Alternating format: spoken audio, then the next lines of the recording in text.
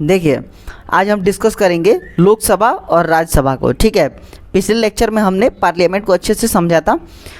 आज हम उसी के दोनों हाउसेस के बारे में जानेंगे। ठीक है, इसमें है कि लोकसभा को हम लोअर हाउस कहते हैं और राज्यसभा को अपर हाउस। ठीक है, लोकसभा हाउस ऑफ पीपल के थ्रू होता है और राज्यसभा काउंसिल ऑफ स्टेट के थ्रू होता है।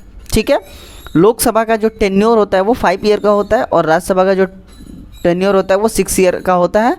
बस जो राज्यसभा के जो भी मेंबर होते हैं वो हर 2 साल में 1/3 हट जाते हैं। ठीक है, उसके बाद है लोकसभा को स्पीकर रिप्रेजेंट करते हैं और राज्यसभा को वाइस प्रेसिडेंट।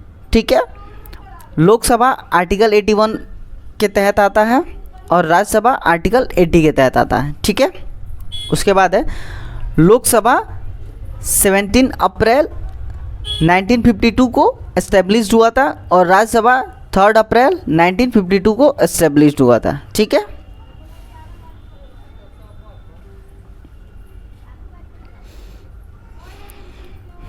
उसके बाद है जो लोकसभा है उसमें मैक्सिमम स्ट्रेंथ होता है 552 और जो राज्यसभा है उसमें मैक्सिमम स्ट्रेंथ होता है 250 का। ठीक है, उसके बाद है लोकसभा में मिनिमम एज रिक्वायर होता है वो 25 ईयर्स का होता है और राज्यसभा में मिनिमम एज रिक्वायर जो होता है वो 30 ईयर का होता है।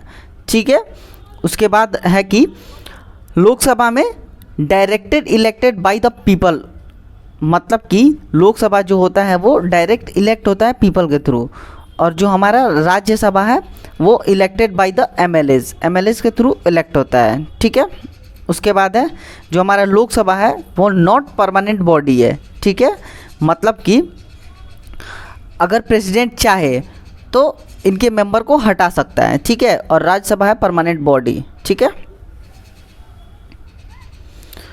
उसके बाद है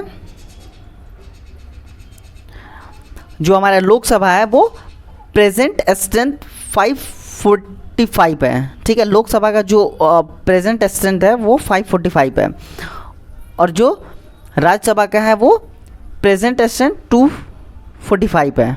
ठीक है, उसके बाद से है जो लोकसभा है उसका जो इलेक्शन होता है वो यूनिवर्सल अडल्ट फ्रेंचाइजेस के थ्रू होता है। ठीक है, और जो राज्यसभा है उसका जो इलेक्शन होता है वो सिंगल ट्रांसफरेबल वोट सिस्टम के थ्रू होता है। ठीक है, लोकसभा में हम मनी बिल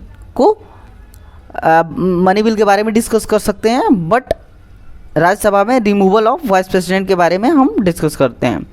होप कि ये वीडियो आपको अच्छे से समझ आई होगी और अगर आपको अच्छे से समझ आया होगा तो आप कमेंट करके हमें ज़रूर बताइएगा। धन्यवाद।